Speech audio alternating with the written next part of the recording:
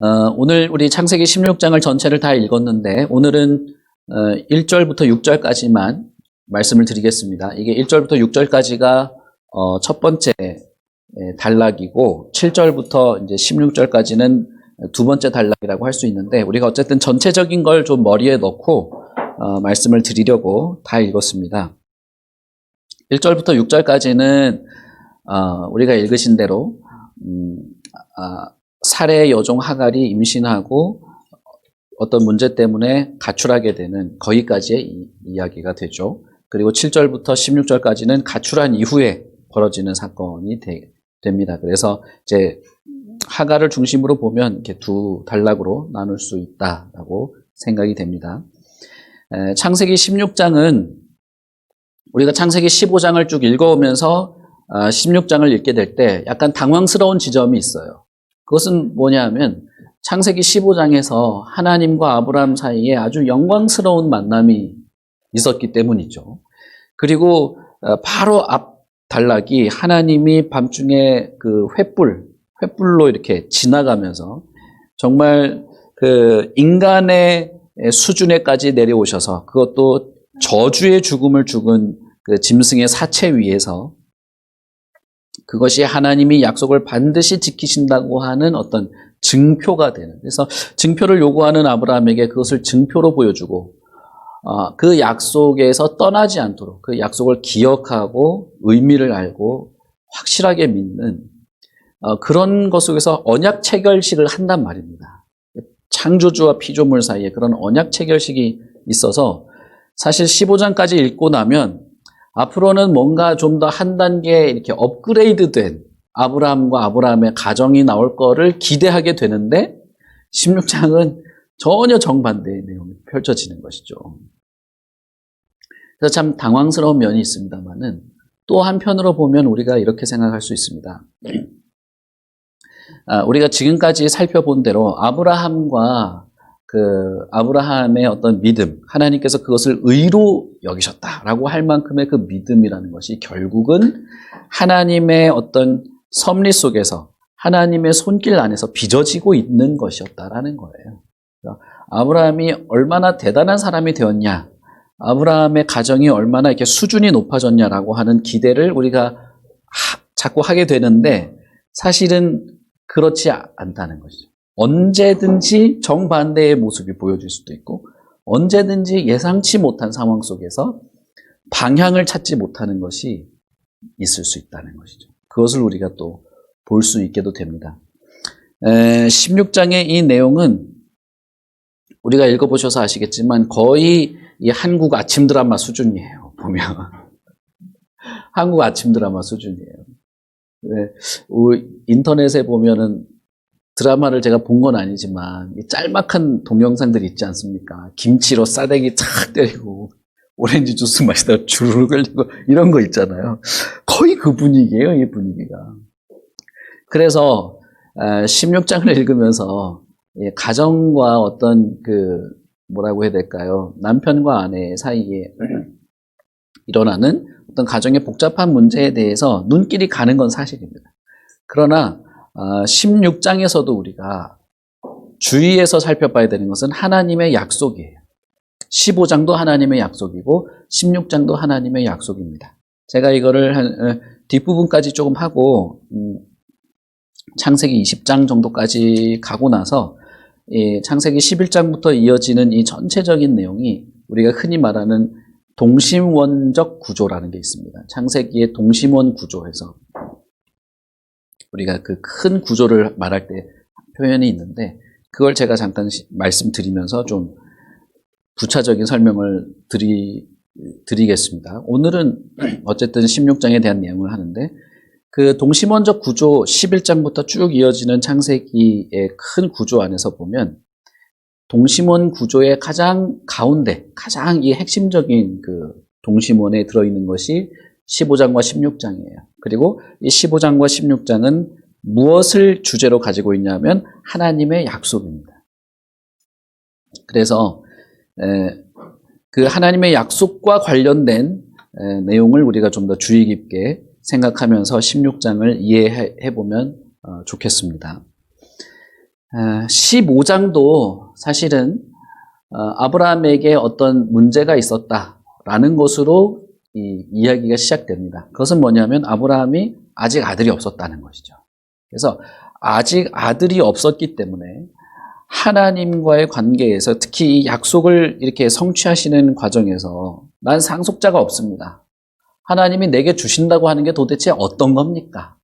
라고 하면서 이렇게 하나님이 별을 보여주고 불타는 횃불로 지나가고 하는 그 내용들이 쭉 이어지는 것이죠. 15장에서도 그래서 아들이 없는 것 때문에 아브라함에게 있었던 어떤 생각들, 다메섹에서 주워온 그래서 아브라함의 집에서 길러진 이 사람을 내가 상속자로 해야 되는가 하는 그런 여러 가지 대화들이 있고, 이 하나님의 반응이 있고 아브라함의 믿음의 반응이 있고 하는 것이죠. 어쨌든 그 출발점에는 아들이 없다는 거예요. 이게 상속자가 없다는 것이죠. 16장도 사실은 16장 1절을 보시면 아브라함의 아내 사레, 그래서 아브라함의 아내는 사레다, 이거를 먼저 전제를 깔고 시작을 하는 거죠.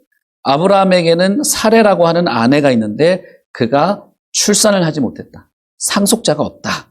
이것이 16장을 시작하는 전체 이야기의 배경이 됩니다. 그러니까 쉽게 보자면 창세기 15장과 16장은 사실 출발점이 같은 거예요. 아들이 없다. 이 이야기의 전체 배경이 되는 것이죠. 그런데 창세기 15장은 아주 영광스럽게 하나님과의 깊은 언약의 관계에서 그것은 아브라함의 모든 후손, 저와 여러분을 포함하는 예수 그리스도를 믿는 믿음으로 아브라함의 후손으로 인정받는 모든 자에게 적용되는 언약식을 체결하고, 그리고 저주의 죽음을 죽은 사체 위에서 이 약속이 확실하게 성취될 것이라는 것을 보여줌으로써 예수 그리스도께서 저주스럽게 십자가에서 죽으신 것이 약속의 성취를 드러내는 장면인 것을 보여주는 아주 대단한 그 장면으로 이렇게 마무리가 되는 것이죠. 그런데 16장은 참 아쉽게도 같은 전제에서 출발하는데 완전 정반대의 결과가 나오는 거예요. 그것이 왜 그런가? 이 하나님의 약속과 관련된 다른 태도를 보이면서 이렇게 되는 것입니다. 사레는 아브라함의 아내였으나 출산하지 못하였고, 그리고 그에게는 한 여종이 있었는데 애굽 사람이었고 하갈이었다라고 하는 것이죠. 이 분위기부터가 뭔가가 거시기 하죠. 2절부터는 이제 본격적인 이 하나님의 약속이 어떻게 무시되고 하나님의 약속이 꼬이기 시작하면서 하나님의 약속을 인간의 어떤 상황에서, 특히 이 약속의 당사자인 아브라함과 아브라함의 가정 안에서 어떻게 왜곡되는지를 보여줘요. 사레가 아브라함에게 이르되 여호와께서 내 출산을 허락지 아니하셨으니 원하건대 내 여종에게 들어가라. 그가 내가 그로 말미암아 자녀를 얻을까 하노라, 이렇게 말하죠. 이 말은 뭐냐면 내 여종 하갈이 나를 대신해서 아이를 낳으면 내가 아이를 얻을 수 있다, 이 말이 되는 거예요. 한마디로 말하면 대리모죠, 대리모.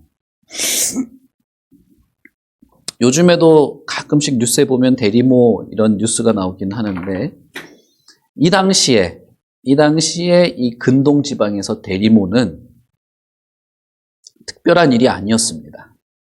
왜냐하면 상속자가 없으니까요. 상속자가 없으면 그 집안이 끝나는 거예요. 그 가정이 끝나는 겁니다. 그러니까 상속자가 없다는 것은 그 집안의 가장인 이 남자에게도 매우 매우 중차대한 문제죠. 없으면 안 되는 겁니다, 절대. 그리고 또 하나, 그 여자, 상속자를 낳아야 되는 여자에게 자식이 없다, 불임이다 라고 하는 것은 그건 정말 큰일인 것이죠. 그리고 그것은 매우 이렇게 불명예스러운 일이었습니다. 이거는 그냥 놔두면 안 되는 거예요. 그래서 그 고대 근동 지방에서 대리모를 통해서 아이를 얻는 것은 이상한 일이 아니라 자연스럽고 매우 합당하고 근거가 있고 합리적인 일이었습니다. 무슨 말인지 아시겠죠?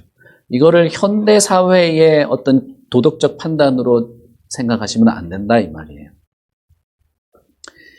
그리고 특별히 사레가 데리모라고 하는 것을 사용하려고 했던 이유는 자신의 여종이긴 하지만 하갈을 아브라함의 첩으로 둘째 부인으로 주어서 어쨌든 약속을 받은 당사자는 아브라함이고 아브라함의 자손이기만 하면 되니까 하갈을 아브라함의 두 번째 부인으로 주어서 아이를 낳도록 하지 않고 하갈을 데리모로 하고 싶어 했던 것은 2절에서 우리가 볼 수 있는 것처럼 사레 자신의 아이를 갖고 싶었기 때문이죠.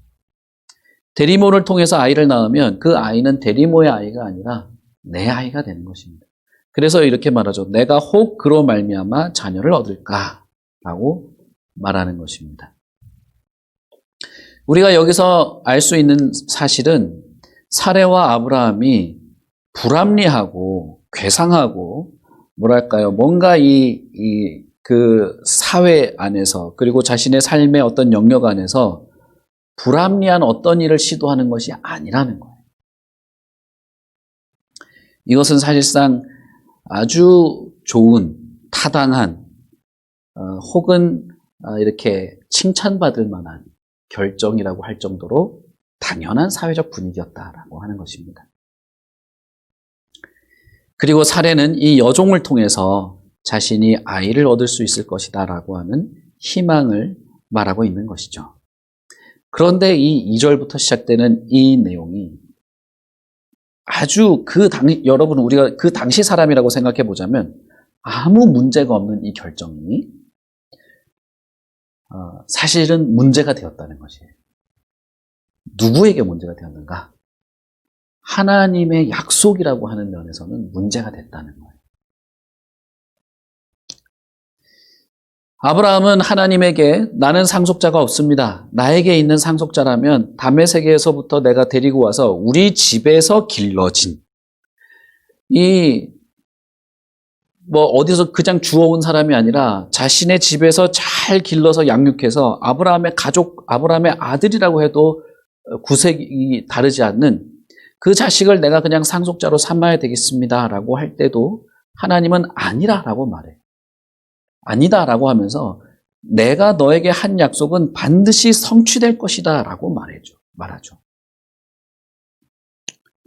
그런 면에서 보면 2절에서 지금 사레나 아브라함이 시도하는 이것이 뭔가 이질적이고 하나님이 약속을 어떻게 성취하고 하나님께서 약속을 성취하시는 하나님의 개입이 없이 그저 문화적이고 그 당시에서 통용되는 아주 합리적인 방식을 통해서 하나님의 뜻이 이루어질 수도 있을 거라고 하는 생각을 엿볼 수가 있어요.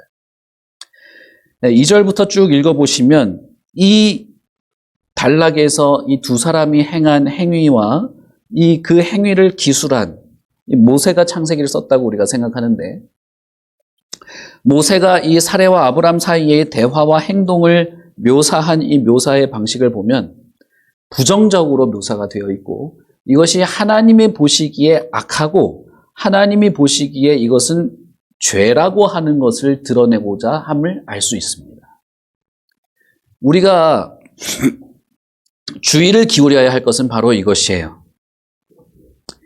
우리가 생각할 때 그리고 우리가 계획을 세우고 뭔가 그 결과를 기대해 볼 때 이것이 하나님의 뜻이고 하나님의 약속을 성취하는 것이고 하나님의 약속에 좀 이렇게 우리가 뭐라고 해야 될까요? 그것을 이루어가는 옳은 것이라고 하는 우리들 스스로의 판단이 있다 할지라도 그것이 하나님의 시각에서 혹은 하나님의 뜻에 비추어 보았을 때 하나님의 약속에 비추어 보았을 때 합당하지 않을 수도 있다는 것입니다.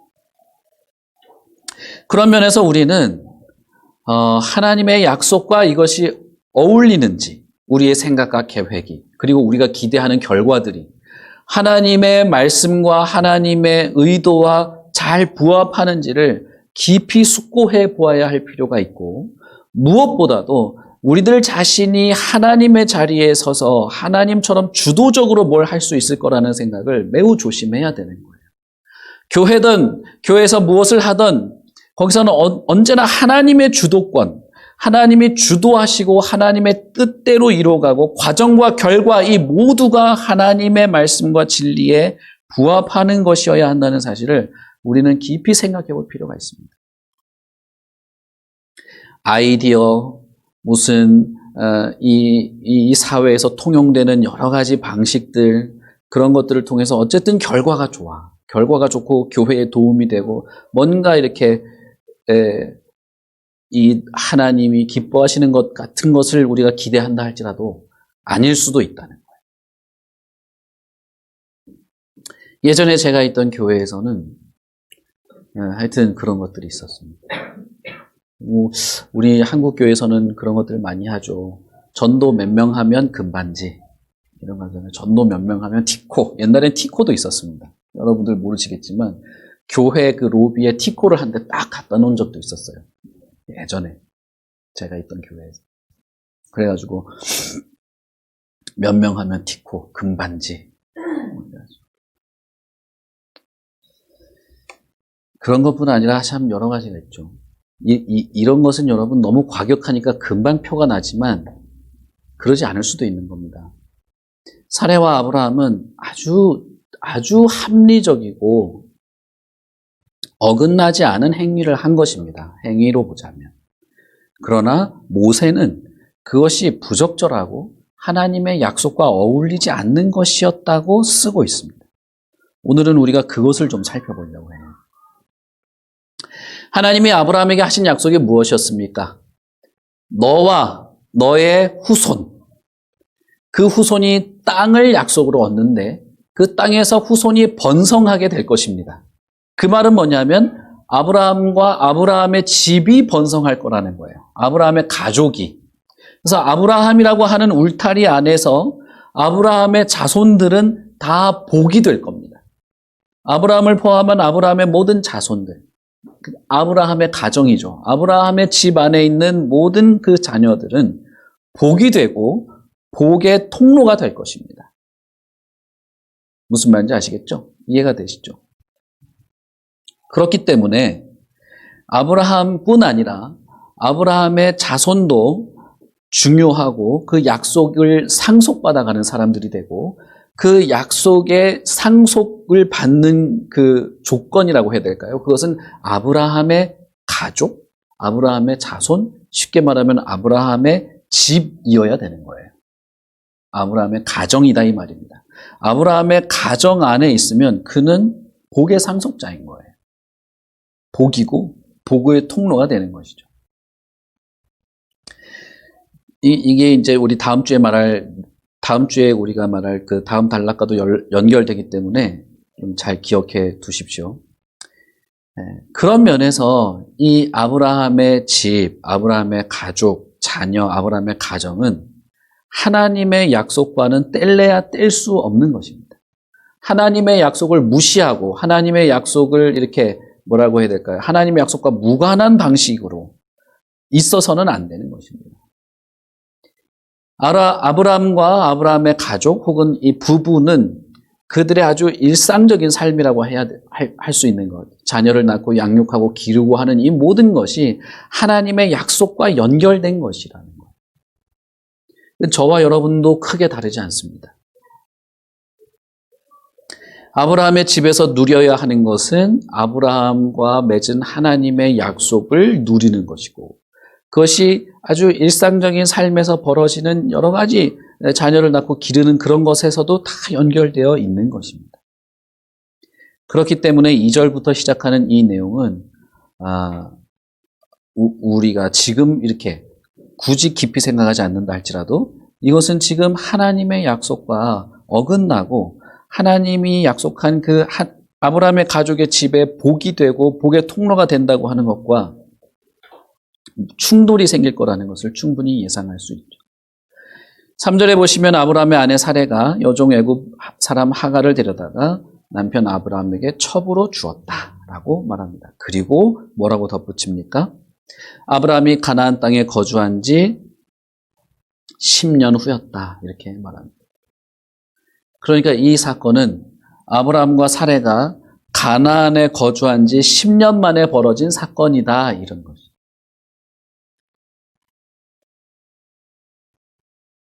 여러분 우리가 대한민국에 살면서 무엇을 배웁니까? 대한민국에 살면 우리가 어떤 것을 알게 됩니까?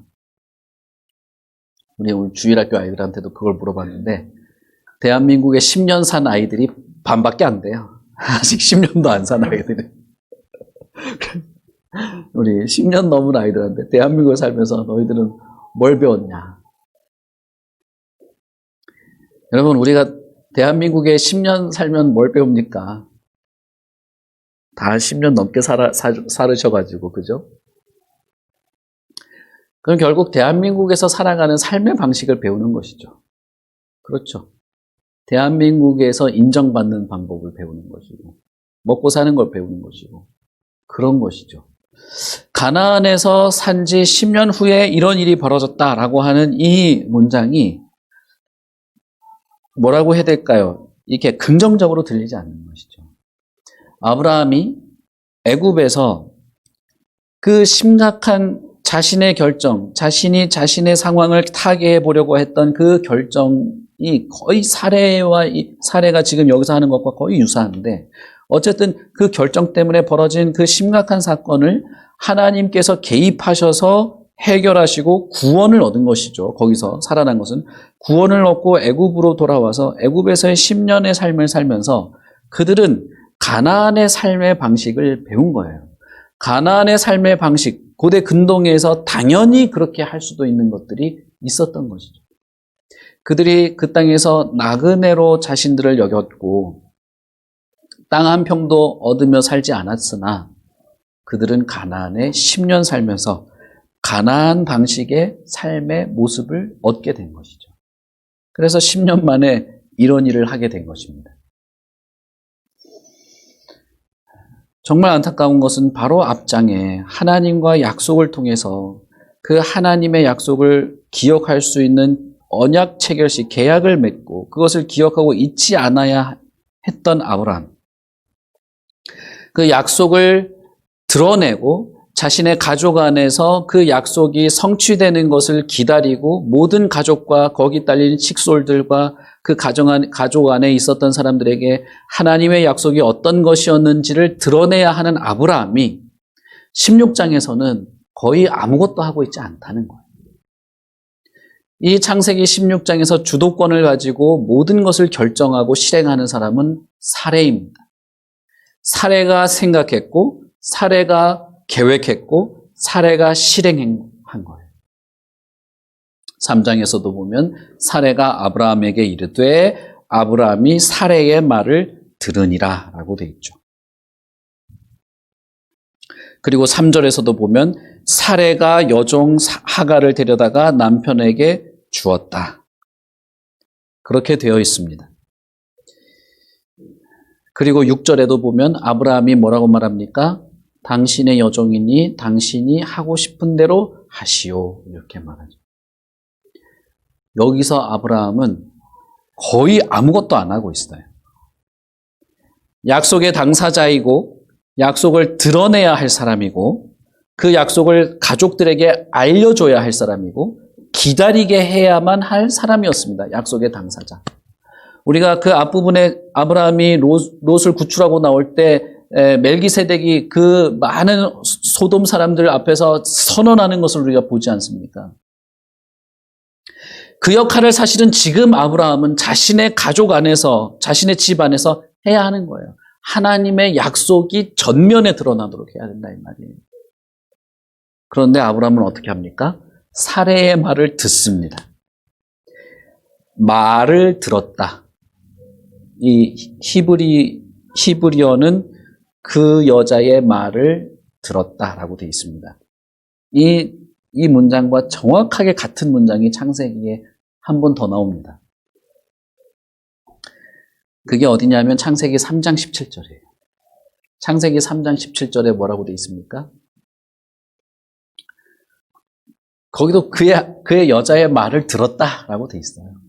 아담이 자신의 아내 하와의 말을 들은 것이죠. 그래서 창세기 16장은 창세기 3장과 묘사가 거의 비슷해요. 모세는 그렇게 쓴 거예요.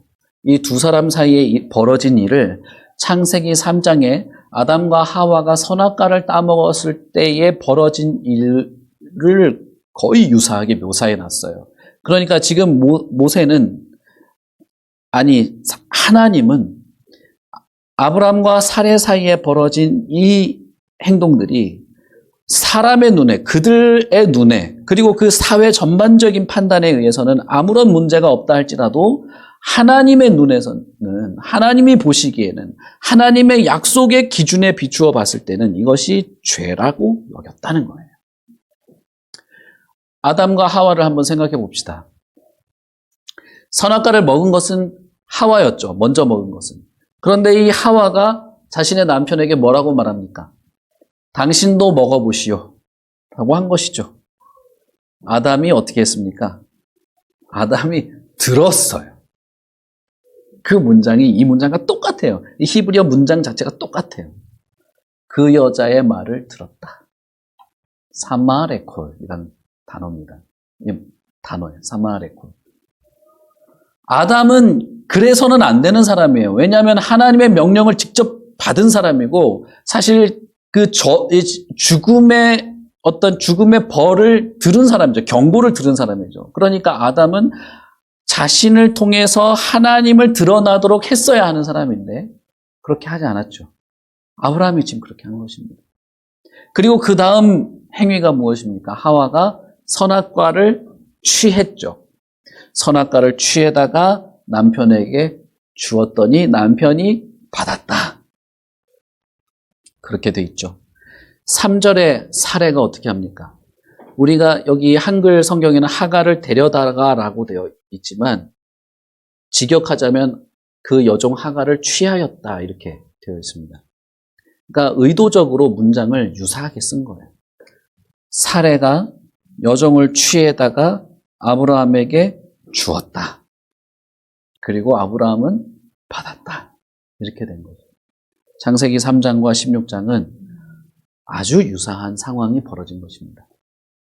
자, 창세기 3장에서 그 사건이 벌어질 때 아담과 하와에게 있었던 어떤 마음이라고 해야 될까요? 그런 마음은 어떤 것이었습니까? 자신이 하나님의 위치에 있고자 했던 것이었죠. 지금 이 장면에서 사레와 아브라함, 이 사레의 계획은 어떤 것입니까? 자신이 하나님의 계획을 자신의 계획과 어떤 목표에 따라서 성취해 보려고 하는 것이에요. 지금 매우 유사한 것이죠. 그런데 이게 무슨 가인의 후손, 그런 사람들에게 벌어진 사건이 아니라는 거예요. 이 문장에서는 15장, 그 영광스러운 언약을 맺은 바로 그 다음에 벌어진 일이다. 이 유사성, 창세기 3장과의 유사성을 통해서 모세는 사레가 하가를 취하여서 남편에게 준 것, 그리고 그것을 아브라함이 아무 거부감 없이 받아들인 것에 이 죄악스러움, 부적절하고 하나님의 약속을 무시하고 자신이 마치 하나님이 개입하셔서 자신의 입으로 출산은 하나님이 허락하시는 것이라고 말해놓고도 출산을 자신이 시도하려고 하는 하나님의 계획을 개입을 무시하는 거의 하와와 아담과 같은 모습을 보여줍니다. 그럼으로써 모세는 이것이 매우 부적절하고 하나님을 무시한 것이고 하나님의 약속을 왜곡시키고 있다는 사실을 우리에게 강조하고 있는 것이죠. 자, 여러분, 아담과 하와가 하나님의 말씀을 무시하고 자신들이 주도권을 쥐고 뭔가를 결정했을 때 그 가족이 어떻게 됐습니까? 아담과 하와의 가족은 매우 불행하게 변했어요. 매우 불행해졌죠. 가인과 아벨과 셈, 그리고 그 이후에 있었던 모든 사건들, 사실은 불행해졌습니다. 여러분, 이 아브라함의 가족이 어떻게 될까요? 우린 16장을 다 읽었으니까 이미 아시죠? 사레의 계획은 불행해지는 게 아니었을 겁니다. 그러나 결과적으로 이 행위에 연루된 모든 사람, 아브람과 사레와 하갈, 이 연루된 사람들은 결국 파국에 다다르게 되는 것입니다. 자신이 이집트에 갔을 때 사레를 자신의 누이라고 속이고 목숨을 부지하고 이렇게 자신의 어떤 위급한 상황을 타개하려고 했던 그 아브라함의 계획도 사실은 잘 맞아 들어갔죠. 처음에는 잘 작동했습니다. 그러나 그것이 가져온 결과는 매우 파괴적인 것이었죠. 사레의 계획도 마찬가지입니다. 이 종을 통해서 내가 아들을 얻어보자 라고 했던 이 계획은 처음엔 잘 맞아 들어갔어요. 문제가 없었습니다. 양심의 거리낄 문제도 아니었어요. 하갈이 아이를 갖게 되었기 때문이죠. 이 계획은 사실 완벽하게 이루어진 것입니다. 그러나 그 계획의 결과는 어떻게 됐습니까? 걷잡을 수 없이 어떤 경랑 속으로 들어가게 되는 것입니다. 사레는 지독한 질투를 하기 시작했고, 하갈은 자신의 종을 멸시하게 됐고, 아브라함은 그 둘 사이에서 어떤 것도 판단할 수 없는 무기력한 자가 되었습니다. 하나님의 약속이 하나님의 개입이 없이 하나님의 뜻을 이루어 보려고 하는, 하나님의 주도권을 자신들이 가지려고 하는 이 인간들의 행동과 계획은 결국 재난으로 끝나게 될 것입니다.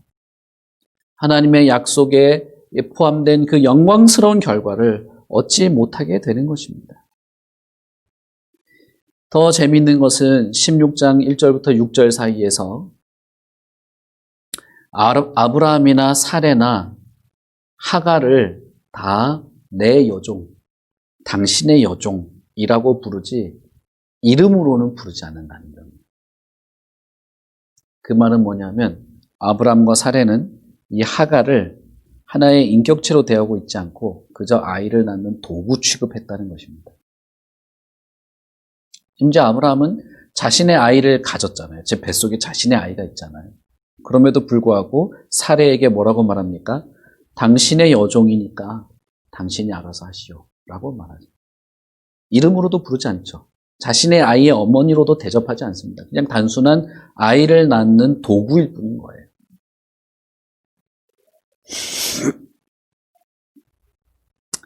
결국 이러한 태도, 하나님에 대해서 가졌던 이런 태도, 그리고 자신의 아이를 가진 여인에 대한 이러한 태도는 복의 근원이고 복 자체이고 자신의 집을 통해서 모든 사람들이 약속을 누리고 자녀를 통해서 복을 전달해 주어야 하는 이 아브라함 가족이 사실은 서로 미워하고 무시하고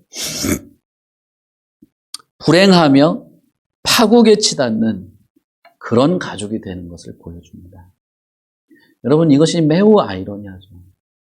이게 하나님을 모르는 이방인들 가정에서 생겨난 일이 아니에요. 하나님께 약속을 받고 하나님께서는 아브라함을 통해서 이 다른 죄악만 가득한 사람들이 아니라 하나님의 약속을 근거로 해서 시작되는 새로운 인류, 새로운 세계를 만들겠다고 하는 그 하나님의 계획과 하나님의 뜻을 약속으로 받은 이 아브라함의 집에서 생긴 일이라는 것입니다. 어떻게 됐을 때? 자신이 하나님의 주도권을 쥐고 흔들려고 할 때, 하나님의 약속을 무시한 채 무언가를 계획하였을 때, 하나님의 약속이 이루어지는 것을 자신의 능력을 가지고 해보려고 할 때, 아니 하나님이 하신 약속과 그 약속의 의미, 약속이 성취되고 하나님의 뜻이 펼쳐지는 것과는 무관하게 내 체면, 내 명예, 내 욕심, 내 미래를 더 우위에 두었을 때, 다시 말하면 하나님의 약속이 무시되었을 때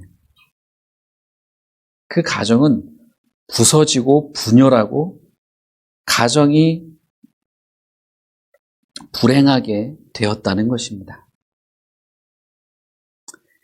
이것이 하나님의 약속을 받은 당사자임에도 불구하고 하나님의 약속에 충실하지 못할 때에 벌어지는 사건이었다는 거예요. 여러분, 아담과 하와가 하나님과 같아지려고 선악과를 취해서 남편에게 주고 그와 비슷한 형태로 사례가 하나님의 약속을 자신의 계획을 통해서 실현하려고 여자를 취해서 남편에게 주고 이 모든 일들이 아브라함 가족이 가나안에 거주한 지 10년 만에 일어난 일이라고 이렇게 말할 때 이것이 저와 여러분과는 무관한 수백 년, 수천 년 전에 언제인지 모를 까마득한 옛날에 어떤 가정에서 생겨난 그런 일이 아니고 저와 여러분에게 언제든지 벌어질 수 있는 하나님의 약속을 잊고 하나님의 말씀과 멀어지고 하나님의 뜻과 혹은 하나님의 말씀과 하나님의 계획과 어울리지 않는 삶을 동경하게 되면 우리에게도 동일하게 벌어질 사건일 수도 있다는 것입니다. 이 사건이 더욱 우리에게 마음 아프게 다가오는 것은 하나님께서 아담에게 하와를 주실 때 하나님이 가졌던 그 생각과 계획이 있기 때문입니다. 그것은 무엇이냐 하면 하나님께서 아담에게 부인을 줄 때 사람이 혼자 있는 것이 좋지 않기 때문에 내가 그를 위해서 돕는 배필을 만들겠다라고 하면서 여자를 만들었기 때문이에요. 하와는 아담과 서로 도우면서 하나님이 아담에게 한 약속을 잘 이루도록 도와주는 사람으로 하나님이 주신 거였어요. 제가 창세기 할 때 했으니까 여러분 다 기억하시겠죠? 하나님의 약속과 사명을 같이 이루어갈 동반자이고 사명자였다는 것입니다.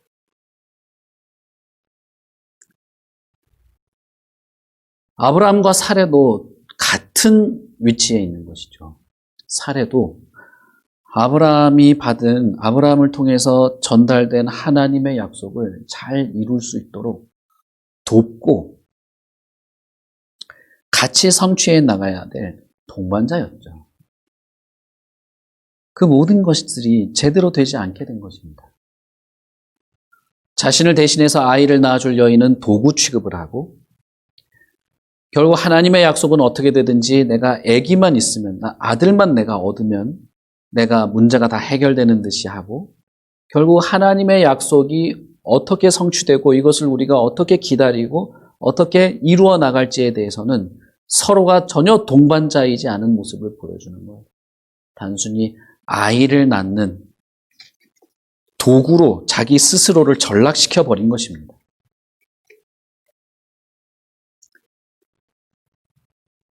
여러분,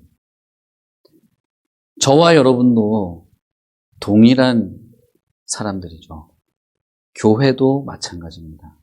저와 여러분이 함께하는 이 교회도 마찬가지입니다.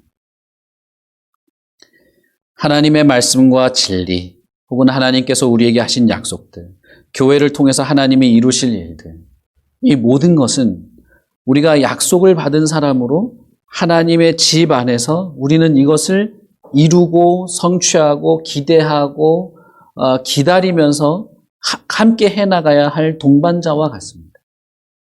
그리고 교회는 그 많은 가나안의 10년이라는 세월을 살아갔지만 그러나 그 안에서도 복의 근원이고 복의 통로로 존재해야 하는 아브라함의 가정처럼 교회는 그렇게 존재해야 합니다. 이 세계에서. 그렇기 때문에 언제나 우리들 각자 개인뿐 아니라 교회 공동체는 항상 하나님의 말씀과 진리, 그리고 그 진리를 이루어가고 순종해가고 성취해 나가는 면에 있어서 하나님을 의식해야 하고 하나님의 말씀과 부합하는 것들을 찾아가야 하고 하나님의 개입과 간섭을 믿고 기다리는 것들이 언제나 있어야 되는데 이것을 우리는 서로 동반자가 되어서 돕고 더 잘하도록 하여야 하는 것입니다. 교회가 이 복을 전해야 되는 것이고 우리 각자는 서로에게 이 복을 또한 전해야 하는 것입니다. 가장 중요한 것은 하나님의 약속이고 하나님의 말씀이에요. 우리에게는 그것이 중심에 있어야 돼요. 교회가 어떻게 돼야 되고 어떻게 굴러가야 되고 어떻게 뭘 해야 되고 하는 것, 그 모든 것 이전에 하나님의 말씀, 하나님의 약속, 하나님의 뜻이 그 중심에 있어야 돼요. 우리에게 그것이 납득되고 이해되어야 되는 것입니다.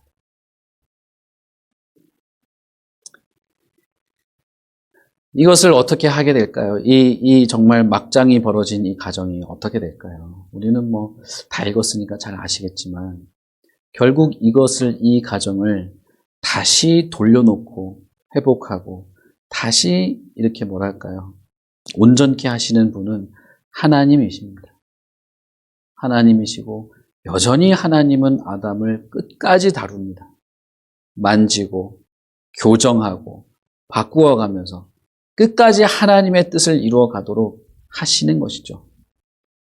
그러니 여러분, 우리는 이 대전제에 우리가 서로 동반자고 하나님의 약속을 기억하고 그 약속에 부합한 삶의 방향과 교회의 방향을 조심스럽게 해나가야 하고 하나님의 주도권을 침해하지 말아야 하는 이 대전제 앞에 우리는 서 있는데, 이것을 기억해야 합니다.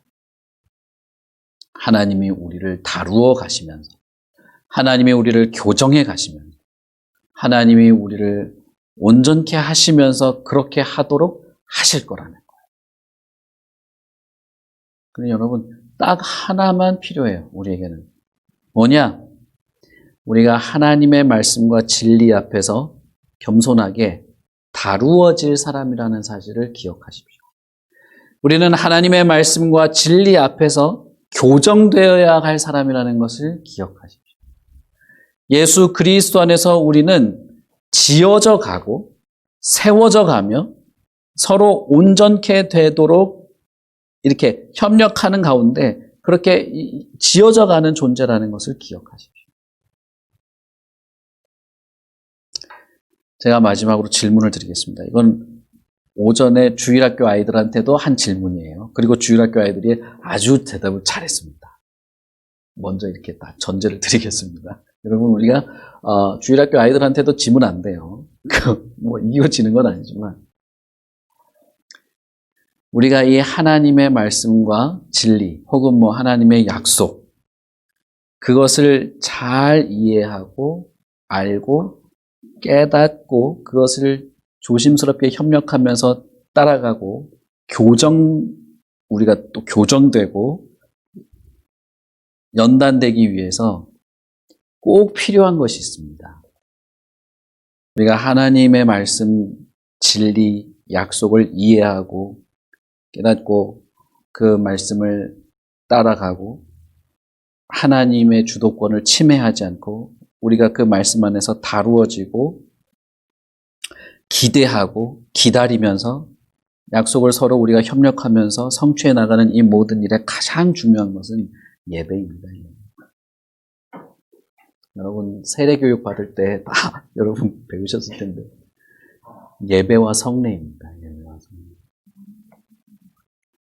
예배, 하나님의 말씀 앞에서 겸손하게 우리는 다루어져야 돼요. 10년간 예배는 좀 뭔가가 이상했어요. 이거를 여러분은 우리 주일학교에 제일 나이 어린 8살짜리가 7살짜리가 다 자신 있게 예배입니다 딱 얘기했는데, 여러분들 다음 주에 다 폭로할 겁니다. 주일학교 아이들한테. 아빠도 잘 못하더라 이러면서. 예배. 여러분, 저는 지금 아브라함이나 사례를 비난하거나 잘못된 것을 지적하거나 죄다라고 하는 것들이, 그런 걸 지적하고 싶지 않아요. 할 필요도 없고. 우리가 언제든 이런 상황에서 고통받을 수 있다는 것입니다. 하나님의 말씀을 생각하십시오. 예배 가운데 하나님께 집중하십시오. 그리고 우리 모두가 기대하는 것은 정말 우리 모두가 하나님의 말씀과 진리 안에서 바르게 자라나는 것입니다. 하나님은 우리를 그렇게 바꾸실 거예요. 교정하시고 고치실 겁니다. 세워나가실 것이에요. 그러니 여러분, 예배에 마음을 쏟고 그 예배 안에서 하나님께서 우리에게 보여주시는 것을 통해서 내 자신을 돌아보고 하나님께서 우리를 이끄시는 대로 기꺼이 따르는 이것이 우리에게 있기를 바랍니다. 기독교에서 가장 중요한 것, 기독교에서 가장 생명과도 같은 것은 예배입니다. 예배. 저는 요즘에 우리 사회가 예배를 마치 필요에 따라서 할 수도 있고 할 수도 없고, 제가 사실 그 홈페이지에, 보건복지부 홈페이지에 나온 걸 쭉 봤거든요. 모든 행사와 모든 모임을 온라인으로 돌리면 의무사항을 지키지 않아도 된다, 이런 것까지 쭉 있더라고요. 사실은 여러분, 예배가 없으면 교회도 없어요, 사실. 예배가 없으면 저와 여러분도 없는 거예요. 하나님의 말씀과 진리 안에서 살아간다고 할 때에 예배와 분리되어 있지 않습니다. 하나님의 진리가 우리에게는 예배 가운데 우리 안에 활짝 피어나야 돼요. 그러니 저도 그렇고 여러분들도 그렇고 오직 예배의 자리에 겸손하게 하나님 앞에 나올 뿐 아니라 모든 것보다도 하나님의 말씀과 진리, 그리고 이 하나님의 선하신 것이 선명하게 드러나기를 기대하셔야 돼요. 다른 걸 기대하실 필요가 없어요. 그리고 그것을 위해서 기도하십시오. 내가 잘 전하도록, 그리고 내가 잘 듣도록, 잘 깨닫고 이해하도록, 그리고 그것을 지켜 살아갈 때에 어떠한 사회적 현상과 어떠한 사회 속에서 당연한 것처럼 보여지고 이것이 아주 합리적이고 정상적인 것처럼 보여도 그것이 하나님의 기준에서 어떻게 보이는지를 세밀하고 조심스럽게 살펴볼 마음의 태도를 가지셔야 됩니다. 사레와 아브라함은 자신의 가정이 박살나기를 원하지 않았어요. 행복하기를 원한 것입니다. 그러나 모세는 그것이 태초에 있었던 인간의 죄악된 모습과 동일하다는 것으로 적어놨어. 그것이 그들에게는 아주 당연한 일이었지만 그렇게 되었다는 것입니다. 여러분, 교회를 위해서 기도할 뿐 아니라 저와 여러분을 위해서도 기도하고 예배답도록 그렇게 하시고 우리가 서로에게 정말 동반자가 되고 하나님의 이 교정에 잘 교정받으면서 정말 하나님의 말씀이 성취되고 교회를 통해서 하나님의 은혜가 전파되는 그런 것들을 경험하고 바라볼 수 있기를 바랍니다. 우리 같이 기도하겠습니다. 하나님 아버지의 은혜를 참 감사합니다. 하나님이 우리를 통하여서 이 세상에 복을 전할 계획이 있는 줄 믿습니다. 하나님, 우리는 여러 상황 속에서 살고 있고 사회의 여러 가지 환경 속에서 그저 살아갈 뿐입니다. 그러나 하나님께서 분명히 약속하셨고 하나님께서 우리를 통하여 하나님의 뜻을 펼쳐나가실 줄 믿습니다. 하나님의 교회를 통해서 하나님의 복이 전달될 줄도 믿습니다. 바라건대 아버지여, 우리가 하나님의 말씀과 진리를 기억하고 바라보고 소망하며 살아가는 이 모든 일에 멈춤이 없게 하시고 우리가 서로에게 동반자가 되게 하시며 하나님께서 교회를 통하여서 이루실 모든 영광스러운 일들을 바라보며 살아가게 하여 주시옵소서. 하나님께서는 우리를 통하여서 하나님의 살아계심을 증명하실 것입니다.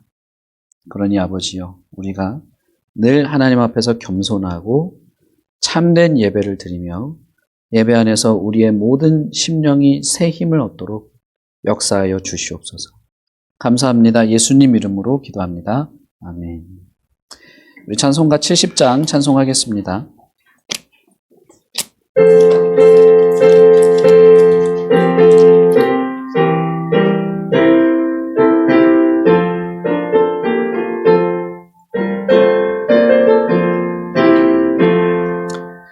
피난처 있으니 환난을 당한 자이리오라.